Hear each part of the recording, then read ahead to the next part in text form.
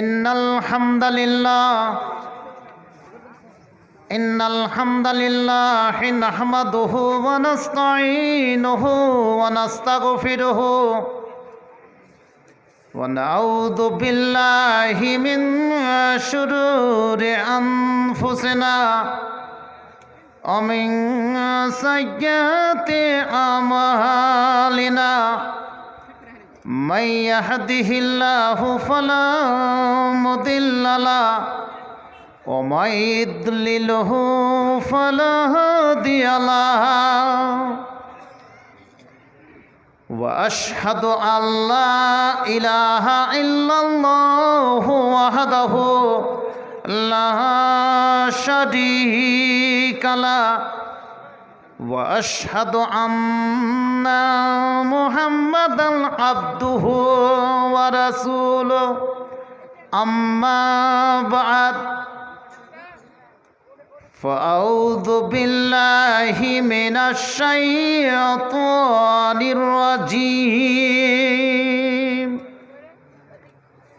বিসমিল্লাহির রহমানির রহিম فإن خير الحديث كتاب الله وخير الهدي هدي محمد صلى الله عليه وسلم وشر الأمور محدثاتها وكل محدثة بدعة وكل بدعة ضلالة وكل ضلالة في النار أعوذ بالله من الشيطان الرجيم بسم الله الرحمن الرحيم إنا خلقنا الإنسان من نطفة أمشاج نبتليه فجعلناه سميعا بصيرا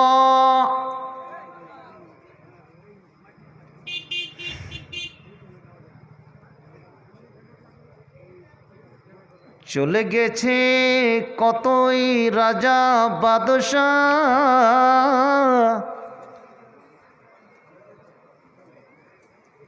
চলে গেছে কতই রাজা বাদশাহ চলে গেছে কতই জমিদার।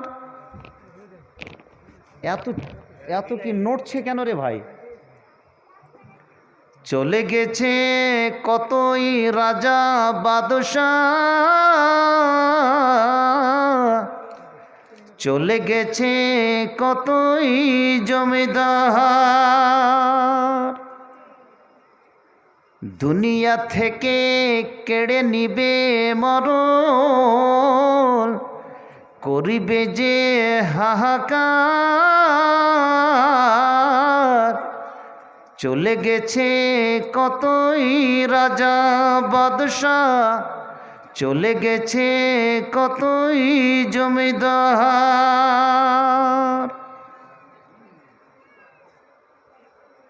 শুধু এ দুনিয়াতে সুখ আশা আর ভালোবাসা শুধু এ দুনিয়াতে সুখ আশা আর ভালোবাসা এছাড়া আর কিছুই নাই এছাড়া আর কিছুই নাই। শুধু আমরা পড়ে থাকি এ দুনিয়ায়।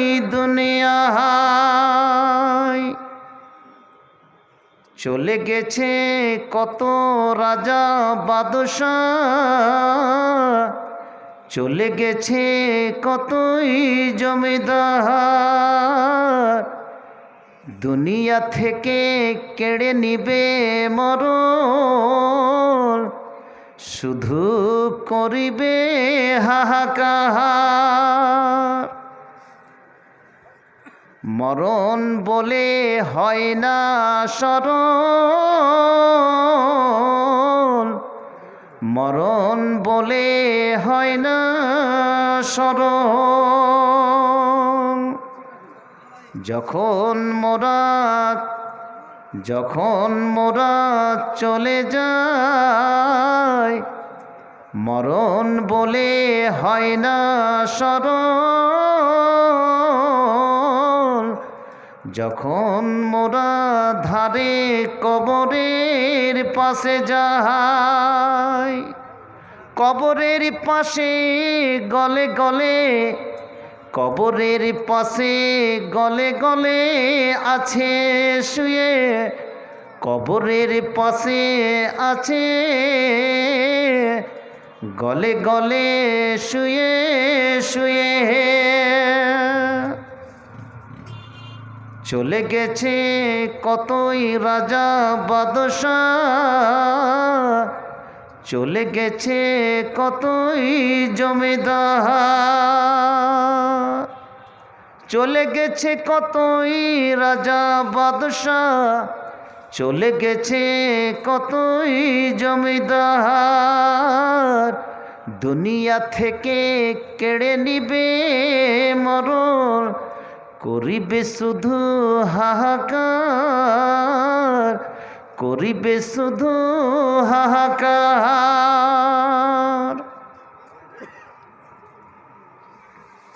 মাননীয় সভাপতি সাহেব, অত্র পাড়ার শিক্ষিত ওলামায়ে কেরাম, মঞ্চে উপস্থিত আজকের আয়োজিত জালসায় আমন্ত্রিত ওলামায়ে বন্ধুকরাম, সম্মুখে উপস্থিত ছোট বড় নির্বিশেষে ভাইরা, দাদুরা, নানুরা, আমার পর্দানসীন সরলা অবলা মা বোনেরা, প্রশংসা মাত্রে সে আল্লাহ রব্বুল আলামিনের, যার বিশেষ অনুগ্রহে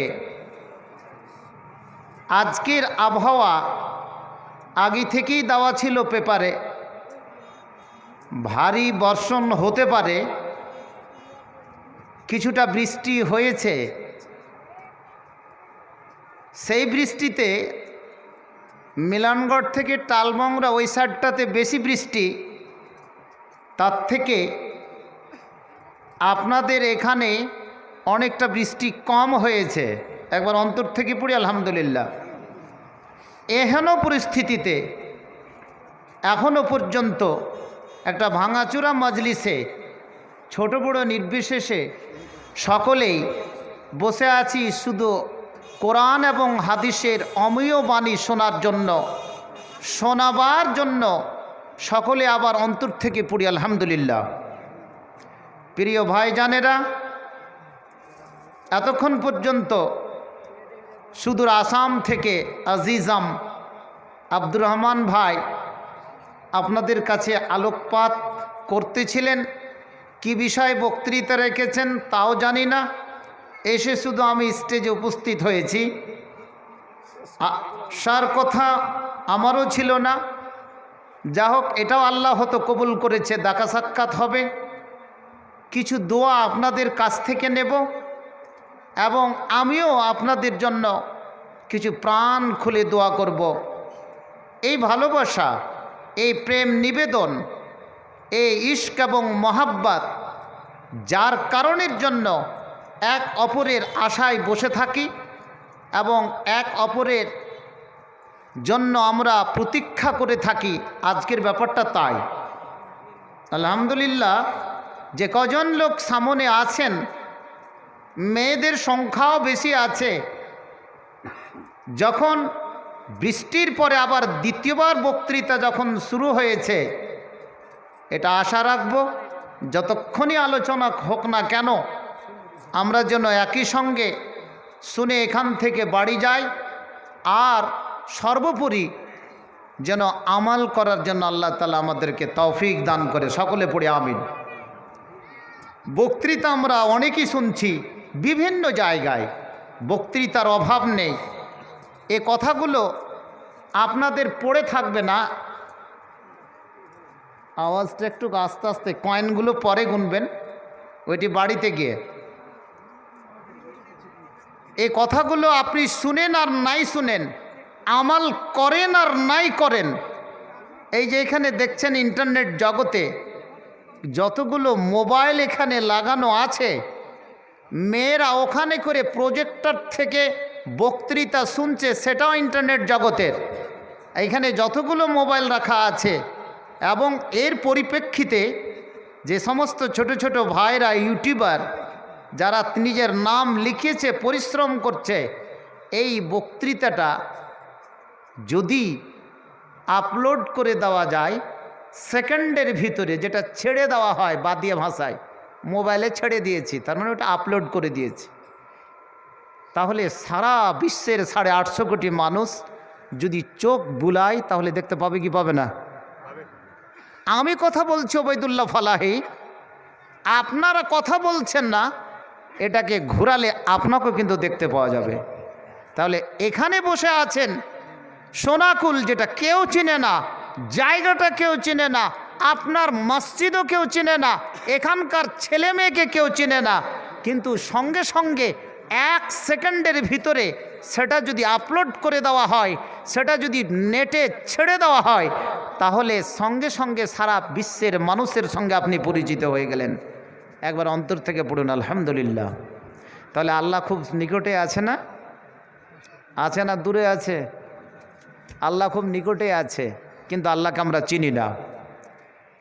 এটা একটা বিরাট একটা রহস্য, এটা একটা বিরাট রহস্য, একটা প্রাকৃতিক একটা কি বৈচিত্র্য, যে বৈচিত্র্যটাকে আমরা চিনছি না, কোনো সময় চিন্তাও করতে পারছি না।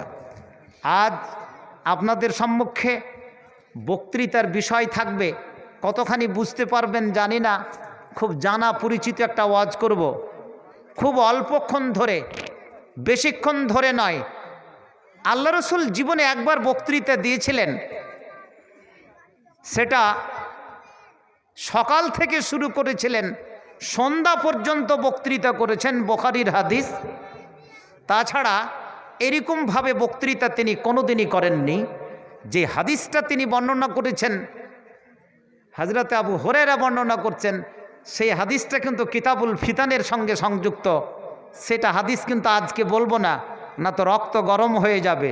ওই হাদিস কিন্তু আজকে বলবো না, কোনো দিন যদি সময় পাই, আল্লাহ যদি তৌফিক দেয়, তাহলে ওই হাদিসটা বিস্তারিত আলোচনা করব, যে তিনি সকাল থেকে শুরু করে সন্ধ্যা পর্যন্ত বক্তৃতা কেন করেছিলেন। ওই বক্তৃতাটা, ওই হাদিসটা আজকে বলা হবে না। আজকে বক্তৃতা জগতে প্রচুর হয়েছে, শুনছেন খুব, আমাল করছেন কতটুকু, আসছে কতটুকু, একটু ভাবার বিষয় আছেন। আজ বক্তৃতার বিষয় হচ্ছে আল্লাহ তাআলার সৃষ্টির রহস্য। বিরাট একটা বিষয়, আল্লাহর সৃষ্টির রহস্যে যে বিচিত্র রয়েছে, তার মধ্যে বৈচিত্র্যময় রয়েছে, এই জিনিসের কয়েকটা টিপস আপনাদেরকে দিতে চাইছি। খালি শুনবেন আর আমল করার চেষ্টা করবেন, বলুন ইনশাআল্লাহ। প্রথম কথা, বিনা ভূমিকা না গিয়ে যখন ভেঙে গেছে, বৃষ্টির জল যখন পড়ে গেছে মাঘ মাসে, তখন নিশ্চয় এটা ভালো একটা দিক। ফসল আমাদের মাঠে লাগানো আছে, সে ফসলও আমাদের জন্য অপেক্ষা করছে।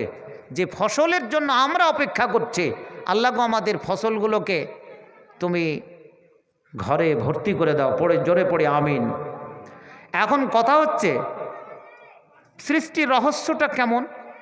প্রথম একটা জিনিস, মানুষের দিকে দেখুন।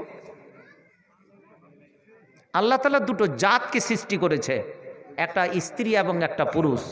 কথা বলবেন না, আমার সঙ্গে কথা বলুন। কতগুলো জিনিস আজকে আলোচনা হবে। বক্তৃতা আমরা মেলাই শুনছি, কারণ আমি যখন খুব পরিচিত মানুষ, এবং এই সময় যখন আমাকে দেওয়া হলো, তখন কথাগুলো ভালো করে শুনুন। আল্লাহ তাআলা আমাদেরকে কত সুন্দর করে সৃষ্টি করেছেন। মেয়েরাকে যখন দেখবেন কত সুন্দর করে সৃষ্টি করেছেন, এক অপরের সঙ্গে প্রেম ভালোবাসা, এই ভালোবাসার মধ্যে এটা দাদি, এটা নানি, এটা ভাই, এটা বোন, এটা আমার স্ত্রী, ওটা ভাগ্নি, ওটা ভাগ্নে, এই যে প্রেম ভালোবাসা এক অপরের সঙ্গে কি জড়িয়ে আছে, এটা একমাত্র কার দান? আল্লাহর দান। এবারে শুনুন, মেয়ে একটা এমন একটা জাত যেটা রূপের ভরা, লাবণ্যে সুন্দরীতে ভরা, অতিরিক্ত একটা সুন্দরতম লাবণ্যময় একটা কি প্রাণী। যেই মেয়ের হৃদয়ে, যেই যুবতী মেয়ের কি হৃদয়ে যে প্রেম ভালোবাসা থাকে, যার যৌবনে যুবকেরা কি পাগল হয়ে যায়, তার ভিতরে এমন একটা কি সম্পর্ক থাকে যে সারা সোনাকুল, জহুরপুর,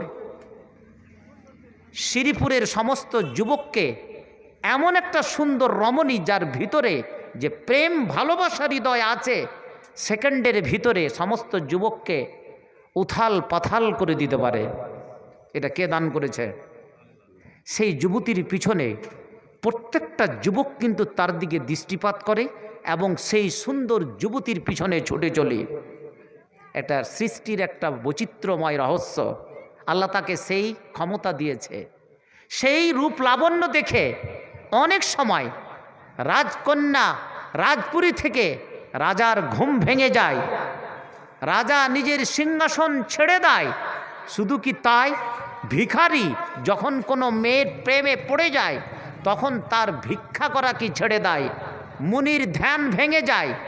আমরা ইতিহাস পড়েছি, বাদশাহ শাহজাহান আগ্রাতে তাজমহল তৈরি করেছিলেন তার স্ত্রীকে মরতে না দেওয়ার জন্য, মমতাজ বেগমকে মরতে না দেওয়ার জন্য তিনি তৈরি করেছিলেন। সেটা হচ্ছে বিশ্বের আশ্চর্যজনক একটা বস্তু, আশ্চর্যজনক একটা কারুকার্য, সেটা হচ্ছে তাজমহল। নারে তাকবীর! কেন? প্রেম ভালোবাসা সেখানে করে জড়িয়ে আছে। এটা প্রত্যেকটা জিনিসের রূপ লাবণ্য আলাদা করে রেখেছে। এবারে আসি দ্বিতীয় নাম্বার পয়েন্টে। আল্লাহ তাআলা প্রত্যেকটা মানুষের কণ্ঠস্বর আর প্রত্যেকটা মানুষের চেহারা আলাদা করেছে। আপনাদেরকে একটা প্রশ্ন করি, আপনারা এখানে আমরা যতজন বসে আছি, কাউরির চেহারার সঙ্গে কাউরির চেহারার মিল আছে? কথা বলুন। নাই। এইভাবে বলছে এই পৃথিবীতে 850 কোটি মানুষ, কোনো মানুষের সঙ্গে কোনো মানুষের চেহারার মিল নাই। বলুন আলহামদুলিল্লাহ। একটা কথা, আমার আগে বক্তৃতা রেখে গেল আব্দুর রহমান ভাই, আমি বক্তৃতা রাখছি আল্লাহর একজন নগণ্য বান্দা ওবায়দুল্লাহ ফালাহি। দুজনের কণ্ঠস্বর কি এক? এক। আপনারা এখানে করে যদি প্রত্যেককে আলাদা আলাদা করে আওয়াজ দেন, প্রত্যেকেরই কণ্ঠস্বর আলাদা। এটা কে সৃষ্টি করেছে? এটা যদি কণ্ঠস্বর একরকম হতো, গলার স্বর যদি একরকম হতো, আহা, আর চেহারাটা যদি একরকম হতো, তাহলে স্ত্রী পুরুষকে চিনতে পারত না, পুরুষ স্ত্রীকে চিনতে পারত না, ছেলে মাকে চিনতে পারত না, মা ছেলেকে চিনতে পারত না। এটাই একটা কারণ। মানুষ যখন অন্ধ হয়ে যায় তখন কি দেখে চিনতে পারে? গলার আওয়াজ দেখে। মা বুড়ো 80 বছরের, 70 বছরের বেটার আওয়াজ, বাড়িতে যদি 10টা মানুষ চলে আসে, 4টা বেটা চলে আসে, 4টা বেটার আওয়াজ মা কিন্তু অন্ধ মানুষ বলে দিতে পারে, কারণ 4টা বেটার আওয়াজ আলাদা, ও চিনে। দেখেন সৃষ্টি রহস্যটা আল্লাহ তাআলা কি রেখেছে। না হলে আমার স্ত্রীর কাছে কোনো যুবক অবশ্যই পাহারাদারি করত, তোমার স্ত্রীর কাছে অন্য কোনো যুবক যে সেখানে করে মজাটা লুটত। কিন্তু প্রত্যেকে যে আলাদা আলাদা সৃষ্টি করার মূলে একমাত্র কে? আল্লাহ। তো আল্লাহ কোথায় পাবেন? একটু চিন্তা করলে আল্লাহকে কিন্তু পেয়ে যাবেন। আহা, এটা হচ্ছে মানুষের আমি দৈহিক গঠনটা আপনাকে বললাম কিভাবে সৃষ্টি করেছেন, একবার অন্তর থেকে পড়িন আলহামদুলিল্লাহ। নেক্সট আসি আমরা পৃথিবীর কিছু কীটপতঙ্গের কথা আপনাদের কাছে আলোচনা করব। আল্লাহ তাআলা কিভাবে সুন্দর করেছে। একটা পাখি, হায়াতুল হাইওয়ান বলে একটা বই লাইব্রেরিতে রাখা আছে, বিশ্বের যে কোনো লাইব্রেরিতে। বইটি লিখেছেন আল্লামা ইবনে জাহেজ রহমতুল্লাহ আলাই। একটা পাখির নাম হচ্ছে কোকুনাস পাখি। কি বললাম? মনে রাখবেন, কালকে দোকানে গিয়ে আলোচনা করবে কোনটা পালিবে না তো পালাই বলছিল। এই পাখিটা 1000 বছর বাঁচে। কত বছর? তা বলে এখানে পাওয়া যাবে না, শিলিগুড়িতেও পাওয়া যাবে না, পাহাড়ি অঞ্চলে রাজস্থানের দিকে যেতে হবে, অথবা যে সমস্ত আরব কান্ট্রিতে যে সমস্তগুলো পাহাড়ি এলাকা বা আফ্রিকা মহাদেশের ভিতরে যেতে হবে। এর প্রজন্ম এখন আছে কি না বিজ্ঞানীরা বলতে পারছে না।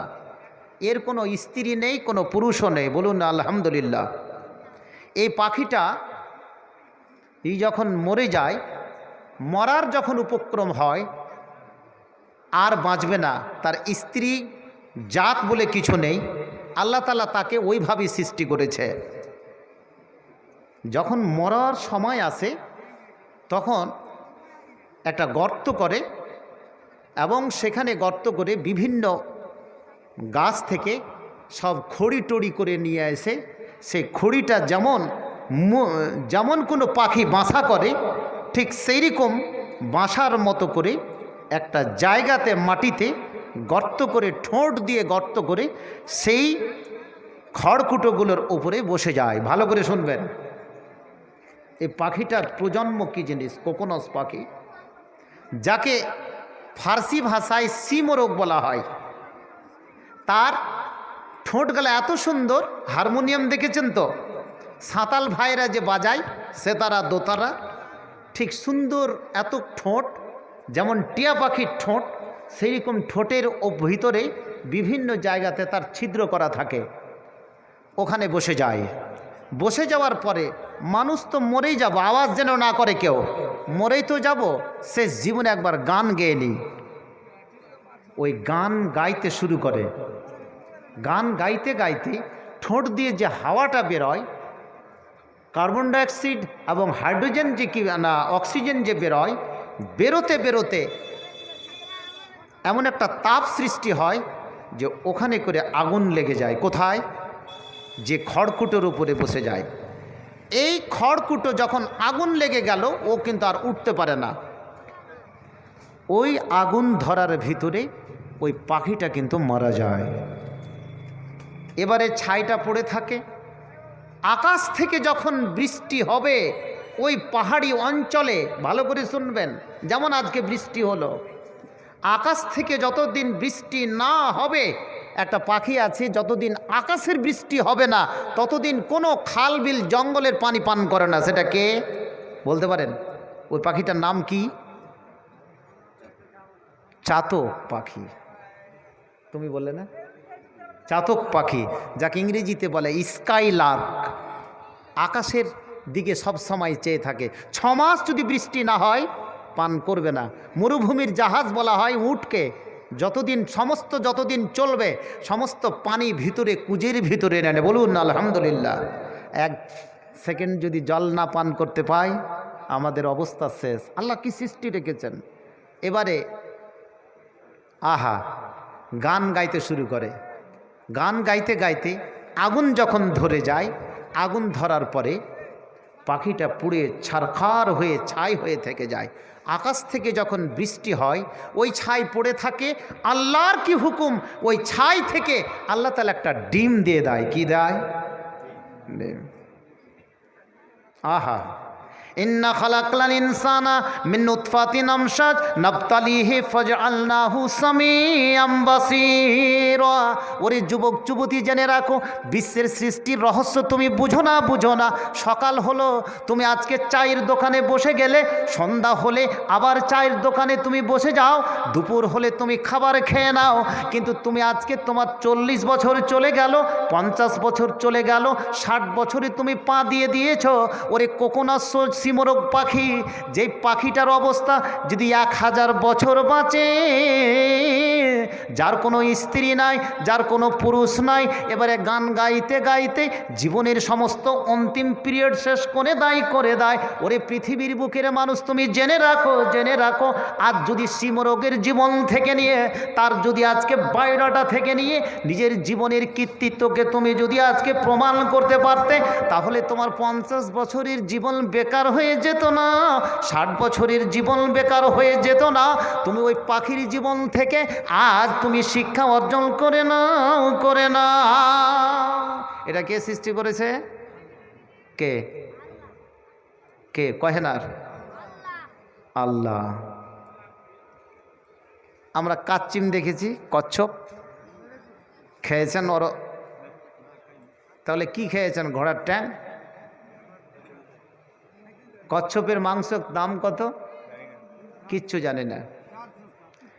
অন্য কিছু ব্যবসা না করে কচ্ছপের ব্যবসা কাল থেকে শুরু করেন, প্রচুর টাকা।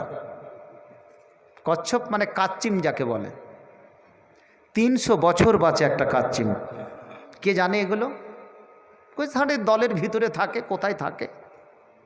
তিমি মাছ সমুদ্রের সবচেয়ে বড় মাছ। এই প্রাণীটা, এই মাছটা 500 বছর বাড়ে। কত বছর? আর আমি আপনি কয় বছর বাঁচব? পটল তোলা সব 30-40 যুবক আজকে 25 বছরে বিড়ি হুক্কো খেতে খেতে শেষ, কিডনি শেষ, হার্ট শেষ, ভেলুর, ক্যালকাটা, পাটনা, দেখেন কত রুগী কি পড়ে আছে। তাদেরকে একটা অসুখও হয় না। দলের ভিতরে থাকে, জলের ভিতরে থাকে, কিন্তু আজকে তার ইয়ত্তা আমরা রাখি না।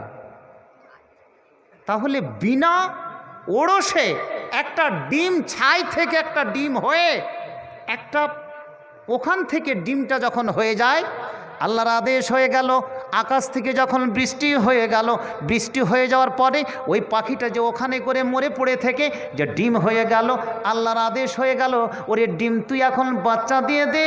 এবারে বাচ্চা দেওয়ার পরে দেখা গেল ওই পাখি, যেই পাখি একটা প্রজন্ম ছেড়ে গেছে, ওই পাখি আবার পৃথিবীতে চলে আসে। ওরে আজকে তার কোনো স্ত্রী পুরুষের প্রয়োজন হয় না। সংসার করতে গেলে স্ত্রী পুরুষের প্রয়োজন হয়, বাচ্চা ছেলের কি প্রয়োজন হয়? আল্লাহ তাআলা ইচ্ছা করলে বিনা বাপের ছেলে দিতে পারে, বিনা মায়ের ছেলে দিতে পারে। তুমি কি জানো না? আল্লাহ তাআলা সে পাখি থেকে প্রত্যেকটা মানুষকে শিক্ষা দিয়ে দিলে, ওরে তুই যদি খালি শুধু যুবক যুবতী নয়, আজকে তুমি পাখির জীবন থেকে শিক্ষা নিয়ে নাও। হযরতে মারিয়ামকে চিনেন? কোথাকার মেয়েটা? সোনাকুলের ওই পাড়ার বাড়ি। ওর কোথায়?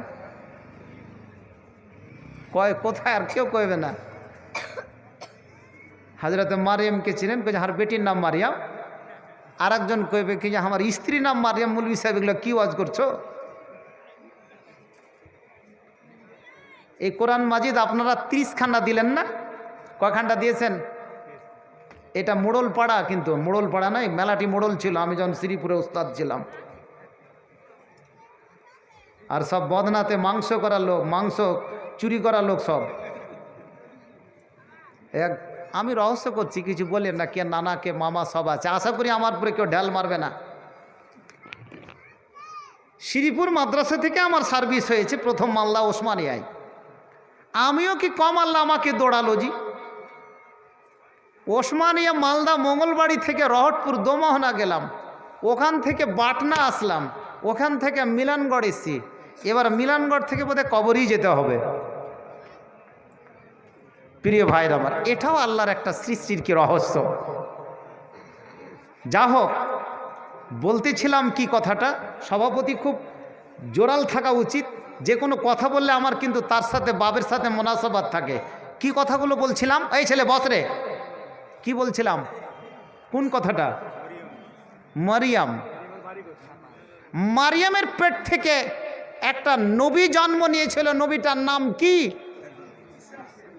বলুন? ঈসা আলাইহিস সালাতু সালাম। আজকে ক্লাস নিচ্ছি আপনাদের। ঈসা এর কি বাপ ছিল? তাহলে কি করে জন্ম নিল? নিতেই পারে। আহা, ওরে যুবক যুবতী জেনে রাখুন। আহা, কি বলছে? মারিয়ামের পেট থেকে যেই বাচ্চা জন্ম নেই তার কোনো পুরুষ ছিল না, তার কোনো কিছুই ছিল না, তার জীবনে কোনো বিয়ে শাদী হয়নি, কোনো দাম্পত্য জীবনের সূত্রপাত হয়নি। আল্লাহ তাআলার আদেশ হয়ে গেল মারিয়ামের পেট থেকে এমন একটা বাচ্চা জন্ম নিল যেই বাচ্চাটা বলে, যেই বাচ্চাটা আজকে পৃথিবীতে প্রথম নবী, যেই নবী হলেন হযরত ঈসা আলাইহিস সালাতু সালাম। এই নবীটা পৃথিবীর মধ্যে, সেই নবী আসলেন এবং পৃথিবীর মাঝে একটা বিপ্লব সৃষ্টি করে গেলেন। ওরে যুবক যুবতী জেনে রাখুন, সেটাই হচ্ছে কি হযরত ঈসা, সেটাই যাকে বলে খ্রিস্টানেরা তাকে বলে যিশু খ্রিস্ট, যাকে ঈসা মাসি বলা হয়, আমরা তাকে ঈসা নবী বলে জানি। আজকে কোরআন যদি খুলে দেখা যায়, ঈসার কি প্রমাণ পাওয়া যায়, বিভিন্ন জায়গাতে তার বিক্ষিপ্ত আলোচনা পাওয়া যায়। অতএব তুমি যদি ঈসা নবীর জীবন আজকে যদি পড়তে যাও, যার কোনো বাপ ছিল না, শুধু মায়ের পেট থেকে জন্ম হলো, এবারে যদি তুমি প্রশ্ন করো অনেক কিছু ছেলেপিলের জন্য দাম্পত্য জীবনের পরিচয় আছে, তার নেকার দরকার আছে, বিবাহ শাদীর প্রয়োজন আছে, তাহলে এটা ভুল কথা হবে।